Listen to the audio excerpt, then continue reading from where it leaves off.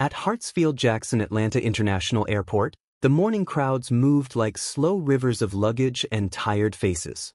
Among them walked Aaliyah Carter, refined, composed, and unreadable. Her posture was calm, but her silence carried weight. She stepped into the TSA line, heels tapping rhythm in measured confidence. The agent at the desk leaned back in her chair as if every passenger was an inconvenience. The moment her eyes landed on Aaliyah, her body language changed. A smirk curled across her lips, a slow, disrespectful smirk that didn't need a single word to announce judgment. Aaliyah handed over her passport without unnecessary motion. No apology. No attempt to over-explain her identity. She simply placed it in the woman's hand and waited. Officer Jenkins flipped it open, studied the picture, then dragged her eyes upward in a gesture soaked in disbelief. "This you?" she asked, tone sharpened like she already believed she knew the answer. Aaliyah didn't respond. She didn't have to. Before we go deeper into this story, if you've ever seen anyone face racism, or you've heard any true story like this before, share it in the comments. This channel exists to speak for the voiceless, to expose situations people are scared to talk about. So like this video so more people can see it, and don't be silent. Also tell us where you're watching from, and what time it is right now. Passengers behind her shifted. Some watched the interaction, sensing tension, but most avoided eye contact. People always avoid the moment when racism is happening right in front of them. They don't want to be witnesses. They just want to be somewhere else. Jenkins didn't hand the passport back. She didn't call a supervisor. She didn't ask follow-up questions. Instead, with one deliberate snap, she tore the passport page down the binding. The sound of paper ripping echoed louder than the crowd chatter. Gasps followed instantly. Someone whispered, "What is she doing?" Someone else muttered, "That's not protocol." But none of them spoke loud enough to stop it. Jenkins leaned forward, eyes narrowed, voice drenched in arrogance. "Nice try. This isn't you. You're not important enough to have this passport." The words didn't just attack identity. They attacked existence. Aaliyah didn't move. She didn't flinch. She didn't raise her voice. She didn't ask why. She simply looked at the woman with a calmness that was colder than any temper. The terminal air felt tight. Everyone could feel humiliation thick in the space, but Aaliyah's stillness made it clear she was no ordinary victim. Nobody saw what was coming next. Hours later, alarms were ringing across the airline's executive floor in Midtown Atlanta. Computers flagged missing credentials. Phone calls stacked in urgency. No one could find the new CEO who was supposed to be on site for the confidential rollout of future airline directives. Messages went out. Internal systems were triggered. The person those executives were scrambling to locate was the same woman that TSA officer had humiliated, torn down, and disrespected that morning. Her name, her picture, her confirmed legal identity, her executive clearance were all verified. And now her face wasn't just in a passport. It was printed across folders laid on every executive desk. The nobody that officer mocked was actually the newly signed CEO of the entire airline. By the time they found out who she really was, it was already too late. Back at the airport, Officer Jenkins swiped her badge against a secure access door. The red light blinked. Denied. She tried again. Denied. This time, heads turned. Something wasn't right. She felt adrenaline spike through her veins. Reality hit like a punch delivered without a warning bell. Her arrogance from earlier began to unravel into fear. And somewhere in the building, while she was still processing that her career was dangling by a thread, executives were watching the security footage that captured every second of her behavior toward Aaliyah Carter. Stay till the end. Her revenge was poetic. Before we go deeper into this story, if you've ever seen racism up close or you've heard any true painful story like this, share your experience in the comments. This channel exists to speak for the voiceless, to expose what people are afraid to say publicly. Like this video so more people can see it and so victims know they are not alone. Tell us where you are watching from and what time it is right now. There is a reason this opening moment matters. Because racism never starts big. It always starts subtle. A smirk. A raised eyebrow. A sarcastic tone that says you do not belong here. And in places like airports, where authority wears a badge and where fear of consequences keeps people frozen, that small seed of prejudice becomes a weapon. People do not intervene because they fear involvement. They do not speak because they do not want to be labeled as troublemakers. And every time they stay silent, another injustice grows quietly until it becomes normal. Aaliyah understood that silence better than anyone. She made her entire career studying how power behaves when no one believes they are being watched. She knew how to build systems. She knew how to restructure companies. She knew how to fire directors who abused power and promote silent workers who deserved recognition. She wasn't just another businesswoman. She was the type of leader who could change an entire industry without raising her voice. That is the part Officer Jenkins couldn't see. She thought she was humiliating somebody who had nowhere to go. She thought she was stepping on someone who had no influence. She thought she was safe because she had a badge. But in truth, she was signing her own downfall. And this moment was only the beginning of the unraveling that would expose every hidden bias behind that single smirk. Justice had only just begun. Completely. Aaliyah did not rush out of the terminal. She walked with unbroken posture, choosing calm over reaction. Her silence was not fear. It was strategy. The airport incident was not the end of the story. It was the ignition point. And she knew the airline's legal division would already be analyzing timestamps, footage, biometric scan logs, and travel manifest data. Every system she now controlled was a witness on her side. Outside the airport, her assigned black sedan idled at the curb. Marcus, her executive liaison, had already been notified through encrypted channel that there was a disruption. He stepped out immediately, opened the rear door, and scanned her face for emotional distress. She offered none. She simply placed her torn passport in his hand. He stared at the torn edge, jaw tightening. "Did security do this?" he asked. Aaliyah just nodded once. He didn't ask anything else. He didn't need to. He tapped his phone screen. The message he sent was a single line: "Initiate protocol gravity." From that moment, things accelerated. The car pulled away from the airport road and merged into downtown traffic toward Midtown corporate headquarters. The skyline glowed like glass blades. The city seemed unaware that a corporate earthquake was being prepared. But inside one building, floors of glass offices were already in silent panic because no one could locate her physical presence. Every moment mattered. And the organization feared the optics if this had been mishandled. As the sedan approached the corporate tower, the chief operating officer called Marcus. He placed it on speaker. "Is she safe?" he asked urgently. "Yes," Marcus said. "Does she speak?" the CO asked. "No," Marcus replied. The CO exhaled sharply. He knew what that meant. When Aaliyah was silent, consequences would be strategic, not emotional. The elevator to the executive floor opened. A digital board displayed her name next to the words, "CO, Active Authority." Staff members stood straighter as she walked by. Some looked nervous, some looked relieved she was alive, some looked ashamed because they had once underestimated her rise.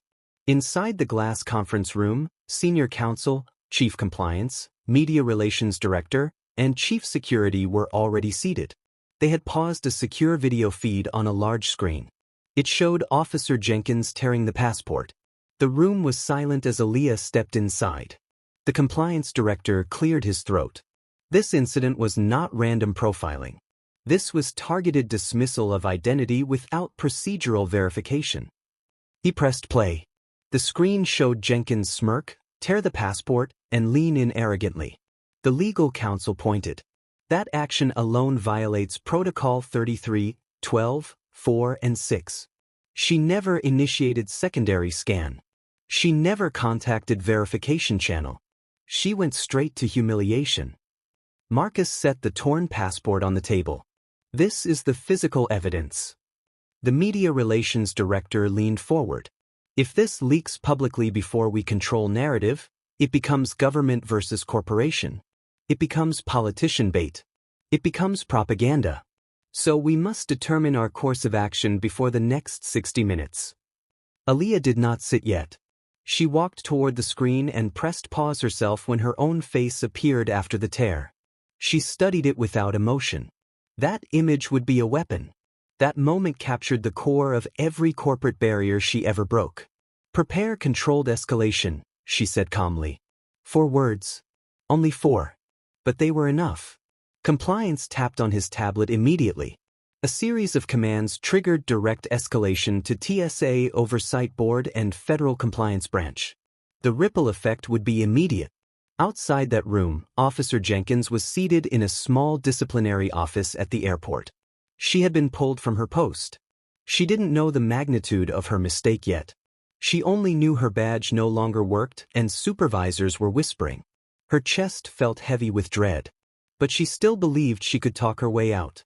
She believed she could blame it on suspicion and departmental authority. She believed she could bend the narrative with false confidence. She rehearsed her excuses in her head. She rehearsed entitlement. Inside the corporate tower, Aaliyah now sat at the head of the conference table. The executives watched her like soldiers awaiting deployment. She spoke again. "Make this educational, not emotional." Meaning, destroy the behavior, not the institution. Senior counsel nodded. "We will request disciplinary review with priority clearance." Marcus stood as if awaiting verbal command. Aaliyah looked up. "We are going to the airport." Everyone froze. She was not delegating this. She was confronting it personally. In that moment, justice was no longer a passive administrative timeline. It became physical. It gained footsteps. It gained presence. And while Jenkins still believed she had room to spin the story, Aaliyah was already on her way to ensure there would be nowhere left for her to hide. The sedan approached the airport once again, but this time it was not as a traveler. It was as the highest authority tied to the airline's operational power structure. The sun had shifted slightly downward, turning the glass entrance into a mirror of golden reflections. Aaliyah's silence was a form of narrative control. The world would see everything, but she would choose the moment she spoke. Marcus stepped out first, held the door, and the security detail that arrived ahead of them formed a controlled perimeter. This was not to intimidate. This was to prevent interference. Cameras at the airport would record every angle. There would be no lost footage, no corrupted file, no missing timestamp. The digital trail mattered just as much as the human conversation that was about to unfold. Inside the operations wing, 2 airport supervisors were waiting nervously. They recognized Marcus immediately but froze when they saw Aaliyah. She walked between them without acknowledgement. Her footsteps were a straight line to administrative enforcement. In the disciplinary interview room, Jenkins sat with her arms crossed, scrolling through her phone as if she was still in control. She had prepared excuses. She had rehearsed selective memory. She had false confidence that she could weaponize authority language, claim she suspected fraud, and get sympathy from procedural guidelines. She didn't even look up when Aaliyah entered. She had no idea who she was facing. Aaliyah sat across from her with perfect posture. Marcus stood behind her like a pillar of structural power. The supervisor began a standard disciplinary opening, reading documentation. But Aaliyah raised her hand 1 inch. And that gesture alone silenced the entire room. The supervisor instinctively stopped talking. Aaliyah leaned forward slightly. "Explain why you tore my passport." The tone was neutral. But the room temperature changed. Jenkins blinked slowly, sensing a subtle authority but still believed she could twist control. "I suspected it was fake," Jenkins answered casually. "Your photo looked like a different person. I followed instinct." Marcus recorded the entire session. His phone camera was pointed directly at Jenkins's face. Aaliyah did not blink. "That is not protocol." Jenkins shrugged. "Protocols don't work in real time. I trusted judgment." The supervisor swallowed hard. They could feel the collision of arrogance with the kind of accountability that would be documented forever. This was not an emotional confrontation. This was structured dismantling of misconduct. Aaliyah tapped the table lightly. "You humiliated a passenger without verification. And you destroyed a valid document issued by the United States government." Jenkins finally looked concerned. Not because she regretted her actions, but because she realized she might actually lose something. She attempted a redirect. "People try to sneak through all the time. You fit the demographic of. Marcus looked up sharply. Even the supervisor froze. Aaliyah held up her hand again. Silence returned. Finish that sentence, she said. Jenkins stopped breathing for 2 seconds. Her mouth opened slightly, but no words formed. Her subconscious racism had nearly spoken itself into the record permanently. Aaliyah stood slowly. You have 48 hours to present a formal written explanation to the Federal Oversight Board. Not to me. To them. Jenkins scoffed. Oversight doesn't fire people. They send warnings. Aaliyah walked toward the door. Oversight does not fire people. COs do. Jenkins's jaw dropped. Her phone slipped from her hand and hit the table. The truth hit her with full gravity. Her dismissal had already begun before she even attempted her defense. Security stepped into the room. This was not the dramatic arrest she feared, but it was the beginning of her removal. Her badge access was revoked permanently. Her terminal credentials were flagged red. She was escorted out of the interview room and into administrative exit processing. As she was led down the hallway, every TSA officer turned to stare. They did not know the exact details, but they knew one fact: something irreversible had happened. Aaliyah walked out of the disciplinary wing and headed toward the glass atrium that overlooked the departure terminal. Passengers were still walking, still scanning boarding passes, still living their ordinary travel chaos. No one down there knew that a corporate shift had just occurred above their heads. Marcus approached quietly. Do you want media briefed now or later? Aaliyah looked down through the glass. Later. The world will learn when it is time. The organization did not need to go viral to prove anything. The world would sense the shift when the consequences rippled outward. They exited the airport through a private corridor. The sedan was waiting at the curb again. As they approached the car, Marcus opened the rear door wordlessly. He paused before she entered. What happens next? Aaliyah looked at him with the calmest expression she had shown all day. Now we test character beyond one officer. The door shut. Direct confrontation still wasn't over. Because this incident was never about one individual. It was about a culture that tolerated humiliation as routine. A system that believed suspicion was the same thing as truth. And those systems rarely collapse from one event. They collapse when the person they underestimated has enough power to trace the origins of every bias embedded into their operations. Aaliyah was not going to stay confined to reaction. She would go after cause. She would identify every decision-maker who allowed normalization of disrespect to become operational instinct. She would not simply remove one branch. She would uproot entire roots of selective dehumanization. And they would feel her presence before she ever mentioned her name again. Starting now. No turning back. Ever. Permanently. The next morning, the city looked ordinary on the outside, but the airline's corporate structure was already vibrating with hidden changes. Aaliyah arrived at headquarters before sunrise. The sky was still dark blue, and the skyscrapers reflected early light like cold steel. Her driver didn't speak, because he understood the silence strategy. Silence was not absence, silence was control. A private meeting room on the highest floor was already prepared for her. Not the glass conference room. This one was deeper. More surgical. The walls were black acoustic panels, the lights dimmed to remove emotional distraction. This was not a room for optics. This was a room to restructure power. Marcus was waiting with 2 people seated at the table, Chief HR Governance Director and the Internal Equity Investigation Lead. Both had folders in front of them, and both had already analyzed overnight escalation trace logs. The HR Director was first to speak. We pulled 15 name patterns from our disciplinary archive database, all tied to racially biased discretionary incidents.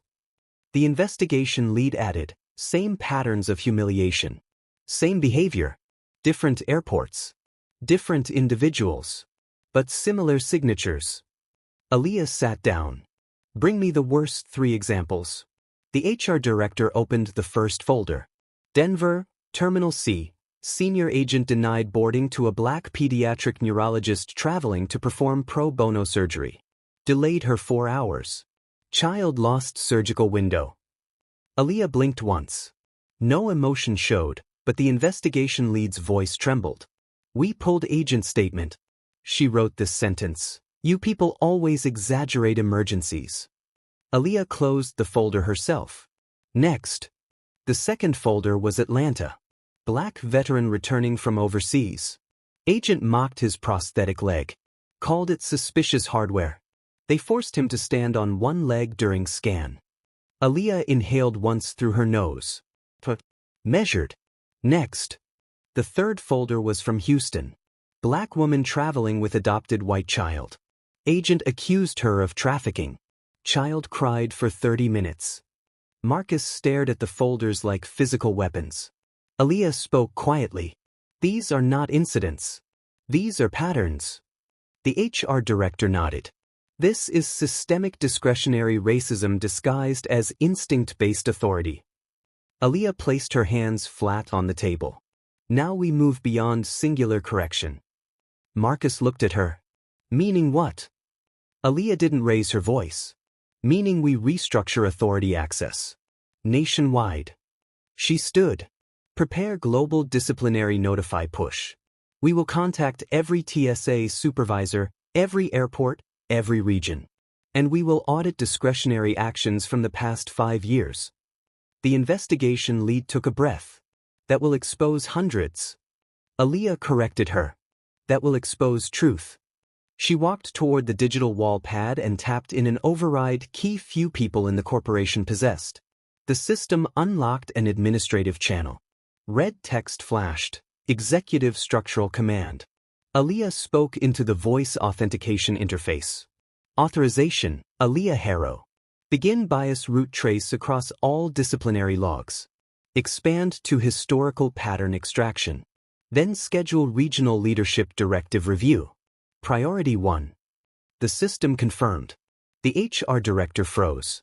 This is the first time in company history a CEO has executed disciplinary trace at the root level.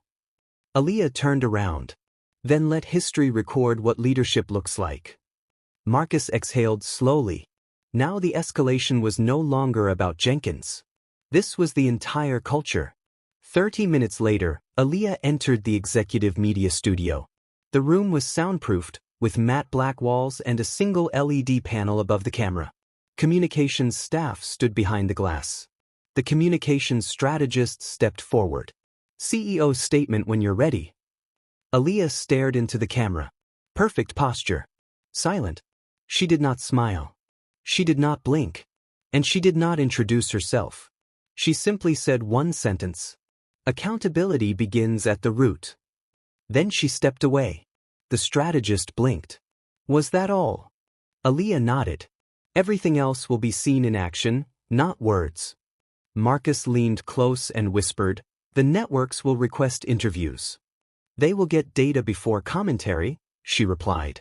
Her voice was razor precise.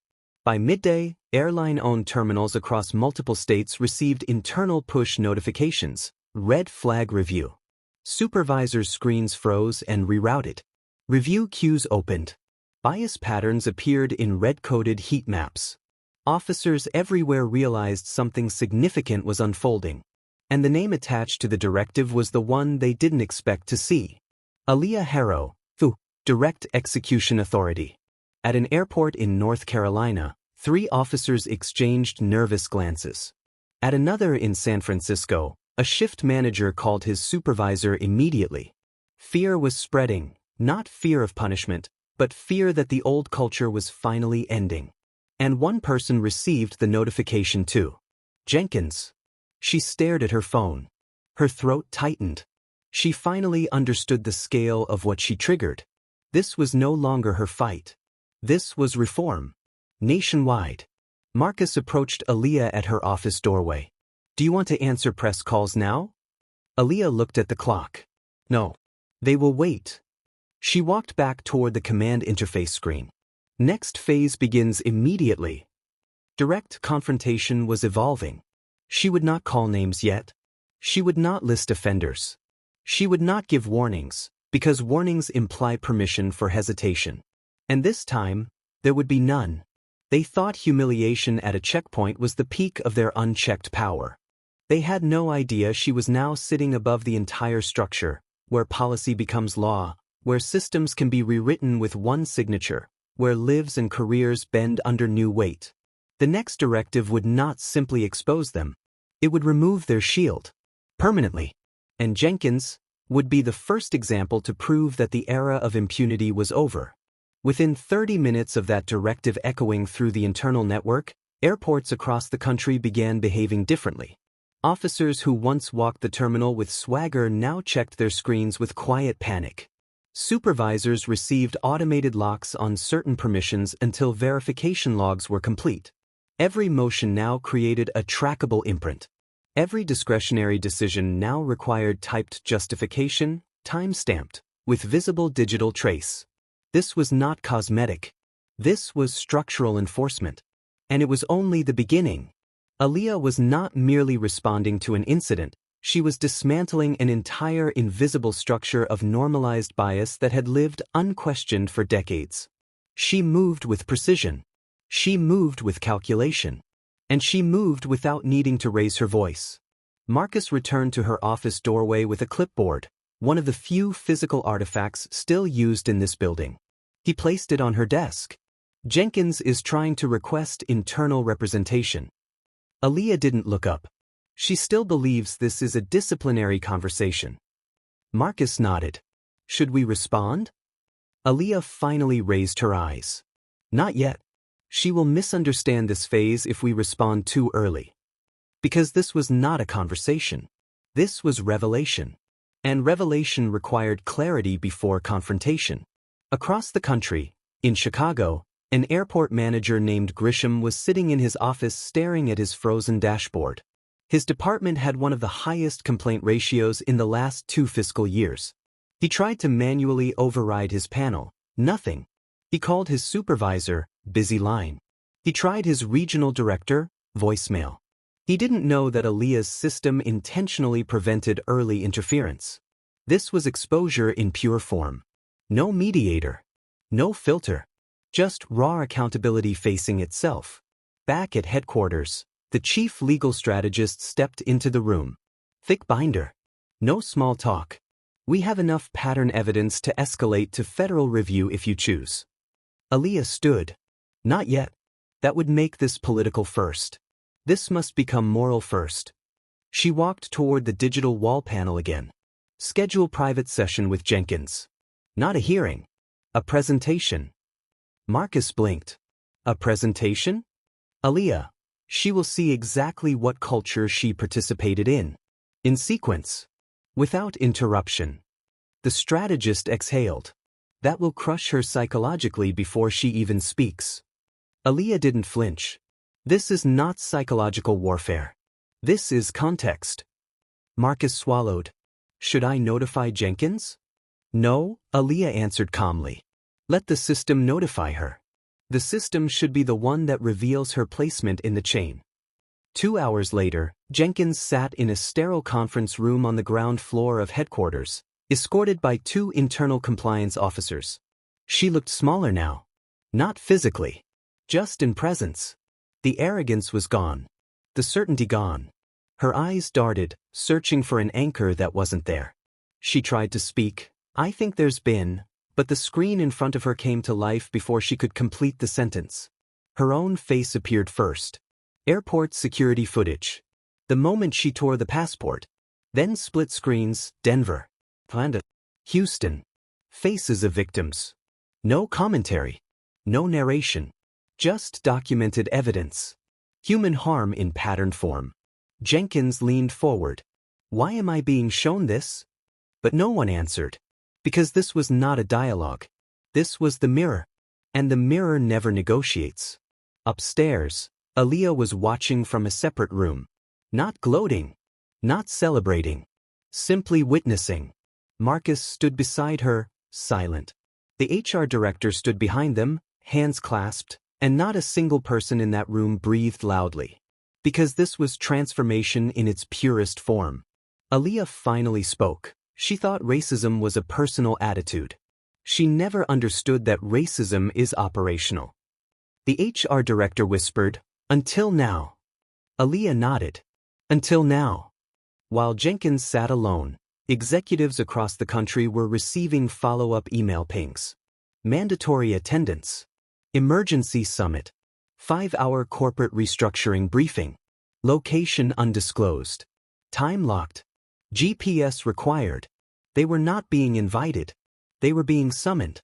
This would not be a discussion of policy. This would be the redefinition of power. Marcus checked his watch. Are we ready for the next stage? Aaliyah turned away from the monitor. Now we move from exposure into execution. She walked back toward her office. And she didn't close the door. Because she wanted the hallway to feel what was coming. Tomorrow would not be procedural. Tomorrow would be historic. Meanwhile, in Los Angeles, a group of regional supervisors received an alert that their biometric login would be required at the summit. That alone changed the tone. Biometric requirement meant one thing. This would not be a passive attendance. They would be personally accountable, individually traceable, legally tethered. One supervisor whispered to another, they're about to rewrite the entire chain of authority. And he wasn't wrong. In New York, a senior officer who once bragged about intuition-based judgment tried to delete old performance notes. But the system blocked the attempt. A red box appeared on his screen, archive lock. Then another line, source, Soiki. He realized instantly that this was bigger than discipline. This was digital impossibility. There was nowhere left to erase the past. And while airports adjusted in fear, headquarters adjusted in purpose. Aaliyah was already drafting the next structural command. The one that would change not just what the officers could do, but who would be allowed to remain in the room at all. This next phase was not for public display. It was not for headlines. It was not for press optics. It was for internal reconstruction. Which is why tomorrow's summit was not merely a meeting. It would be the line in history where the old culture ends and the new one begins. And this time, every signature would matter more than every excuse ever spoken. No turning back for anyone involved. Not anymore. Period. The next morning arrived with thunder in the sky and thunder inside the building. Executives lined up outside the secured summit chamber with silent panic in their eyes. No hallway chatter. No political smiles. Just breathing, shallow and calculated, because for the first time, they were not entering a meeting as decision-makers. They were entering as subjects of a structural review. Marcus stood at the entrance with a tablet, scanning arrivals one by one. Identity biometric confirmed. GPS confirmed. Departure locks confirmed. No one could exit without digital authorization. This was not symbolism. This was jurisdiction. Inside, the room was configured differently than any board meeting before it. No long mahogany table. No tiered seating. No hierarchy architecture. Instead, circular seating. Transparent. Equalized. No one sat above another. Aaliyah stepped into the room last, not to appear dramatic, but because transformation always arrives after the old system has been seated. She stood in the center of the circle. She did not speak immediately. Silence itself was the opening argument. Then she finally said, "Power without accountability is not authority. It's entitlement. Today, we remove entitlement from this building permanently." A ripple of discomfort crossed their faces. She continued, "You do not have to agree with this reform, but you will comply with this reform. Because racism disguised as instinct is not instinct, it's bias. And bias that harms the public is not bias, it's violence." One executive cleared his throat to speak, but she raised her hand lightly and he froze. This is not a conversation. This is a directive delivery. Screens around them lit up, case files. Not anecdotes. Data. Patterns. Harm statistics. Internal complaint chains. Confirmation sequences. Every single suppressed report. One graph made multiple executives physically shift in their seats. Atlanta, 42 suppressed racial complaints in 9 months. Denver, 33. Houston, 29. These weren't isolated mistakes. These were numbers of a self-protected culture. Aaliyah pointed at the data. This is the legacy you inherited and the legacy you enabled. Today, since Marcus stepped forward. There will be new non-negotiable thresholds. And there will be mandatory removal triggers. Silence again. He then tapped the tablet. Names appeared. Multiple names. The removal list. Executives inhaled sharply, some realizing their careers had 5 minutes left. Aaliyah concluded. The system you benefited from, the system that protected you, can no longer protect you. Rule begins now. And while every executive in that room felt the tension locking around their spine, none of them realized that this summit was only stage 2. Stage 3 was already queued in the system, time released, and would activate automatically once this session logged as complete. Meaning their fear today was only the preview of the enforcement that would strike next. And that activation would not wait for permission. Not 1 second. Aaliyah didn't blink. Her voice didn't raise. Her composure didn't move. She simply finished the sentence. Then she reached for her phone. Call the tower, she told her assistant. Yes, ma'am. And notify TSA Regional Command. I want every senior official in this region in our executive boardroom in. She checked her watch. 40 minutes. No delays. Her assistant nodded. Everyone. Everyone, Aaliyah said. Including Karen. Especially Karen. The assistant swallowed. Understood. She turned. Locked in. Moving fast. Aaliyah walked toward the elevator, and the silence around her felt like a pressure dome. But she didn't care. This was not fear. This was precision. Downstairs, in the TSA security screening unit, Karen sat stiff in a small office staring at her phone, scrolling news headlines. One headline already read, Airline makes surprise appearance in terminal. But Karen hadn't connected the story to the woman she had humiliated earlier. Not yet. She looked up as the door opened. It was TSA Acting Unit Supervisor, Officer Miller. Karen, he said, Regional Command wants you upstairs in the airline tower. Karen frowned. Why? They didn't say. What does that even mean? Why would an airline request TSA? He shrugged. Just move. Karen stood up, annoyed. This is ridiculous. Who has that authority? CO level, Miller said quietly. Karen froze. CO? She repeated. He nodded. Yes. Karen sneered slightly. Oh please. COs don't even know our department exists. Miller looked at her with a strangeness she didn't understand yet. Sometimes, he said, they know more than you think. Upstairs, in the boardroom, executives sat in silence as screens flickered on. Aaliyah stood at the far end of the table, hands behind her back, staring out the glass wall down at the airport runway. She didn't turn around when her assistant whispered, They're coming up now. She nodded once. Footsteps. Doors opening. TSA Regional Command. TSA Legal Advisor. 2 operations directors. And Karen. They filed in. The room was silent. Karen entered, then her eyes locked on Aaliyah. Her mouth dropped. Her knees almost buckled. You, Karen whispered. Finally. Recognition. Aaliyah turned slowly. Yes, she said. Me. Karen stepped back. You're the CEO? Correct. Karen blinked fast. No, I didn't realize, I didn't mean.